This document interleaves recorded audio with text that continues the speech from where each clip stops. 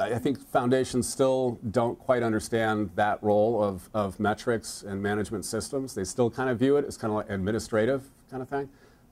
But as fewer people kind of fall into that camp and more people fall into the camp of, if you don't know where you're going, it's why bother? I mean, literally, why bother? And so there's now been that whole discussion around performance metrics and measurement and outcome funding and all of those things going on just in traditional philanthropy that I think people who want to do SROI analysis can really build upon in a meaningful way. And I think that's really the opportunity that we have now, is that with those investments, we're able now to come in 10 years later with a pretty well thought out body of work and knowledge. And I think the trick is two things, and I'll end on this. One is that I think a lot of people try to get to a number for SROI, and it misses the truth that the point of SROI isn't necessarily, again, to justify capital investment. It's to understand value creation through capital allocations.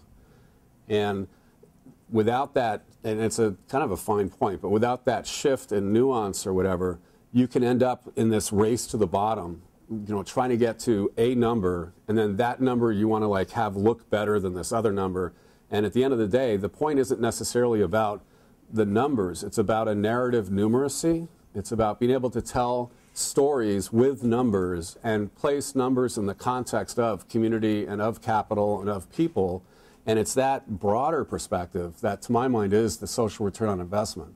And so the frameworks that REDF published in 2000 intentionally did not represent a single numeric. And I think that a lot of Sara's work has really like blown out a lot of those kind of core thoughts and ideas to a whole nother level, and that's really the opportunity that we have here.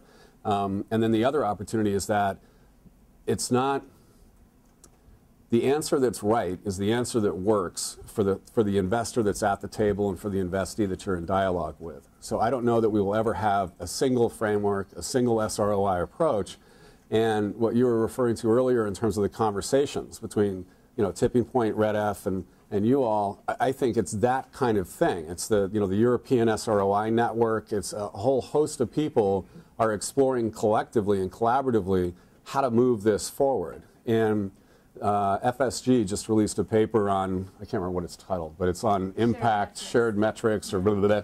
And I think that whole thing, I mean, what's really needed to blow this puppy up to the next level, and maybe this is something to take back to DC, but would be the government not in the role of punitive third party, but government as facilitator of advancing better practice within a space and bringing folks together, not just around the fundamental indices, but around the interpretation and analysis of those indicators and using an SROI, what I would think of as a true SROI framework, to really explore that and see, like, what's the overlap? Because for different investors and for different client groups, you'll have, whatever, 6 out of 10 that everybody can agree on, and then there's like the 3 to 4 that everybody's like, well, this is what I need for what we're actually trying to do. And if all we do is get commonality around a broad base set, that in and of itself is going to move the conversation forward in a really significant way.